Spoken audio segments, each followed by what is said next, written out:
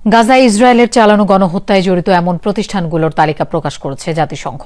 উপত্যকায় তেল আবিবের আগ্রাসনে সহায়তা করছে এমন ৪৮টি কোম্পানির নাম উঠে এসেছে সংস্থাটির মানবাধিকার বিষয়ক হাই কমিশনের বিশেষ প্রতিবেদনে। তালিকায় স্থান পেয়েছে বিশ্বের শীর্ষ অনেক প্রযুক্তি প্রতিষ্ঠান। Economy of occupation to economy of genocide এই শিরোনামে গেল ১৬ জুন একটি বিশেষ প্রতিবেদন প্রকাশ করে জাতিসংঘের মানবাধিকার বিষয়ক হাই কমিশন। গাজায় দীর্ঘ ২১ মাস ধরে চলা ইসরায়েলি গণহত্যায় কে বা কারা প্রত্যক্ষ কিংবা পরোক্ষভাবে সমর্থন সহযোগিতা দিচ্ছে তাদের একটি তালিকা করা হয় এই প্রতিবেদনে, যা দেখে রীতিমতো চোখ কপালে ওঠার উপক্রম। মাইক্রোসফট, অ্যামাজন কিংবা গুগলের মাদার অর্গানাইজেশন অ্যালফাবেট ইনকর্পোরেটেড। শুনতে বিস্ময়কর মনে হলেও বিশ্বনন্দিত এসব টেক জায়ান্ট গাজায় গণহত্যা পরিচালনায় সহযোগিতা করে আসছে ইসরায়েলকে, এমন দাবি করা হয় প্রতিবেদনে।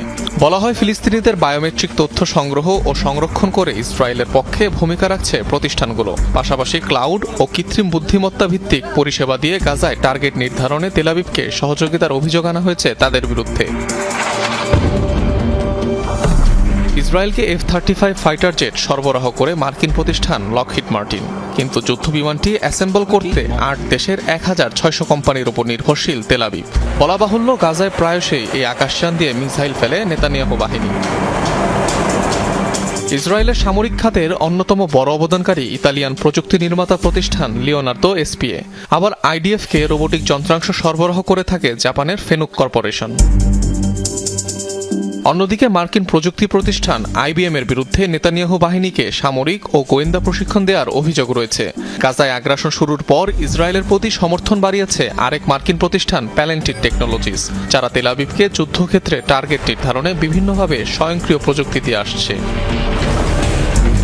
প্রতিবেদনে সুপরিচিত আরও বেশ কয়েকটি কোম্পানির তালিকা দেয়া হয়। সামরিক না হলেও তারা বেসামরিক প্রযুক্তি তৈরি করে ইসরায়েলের দখলদারিত্বে সহায়তা করছে। এদের মধ্যে রয়েছে ক্যাটাপিলার, রাডা ইলেকট্রনিক, দক্ষিণ কোরিয়ার HD হুন্ডাই এবং সুইডেনের ভলভোর মতো প্রতিষ্ঠান।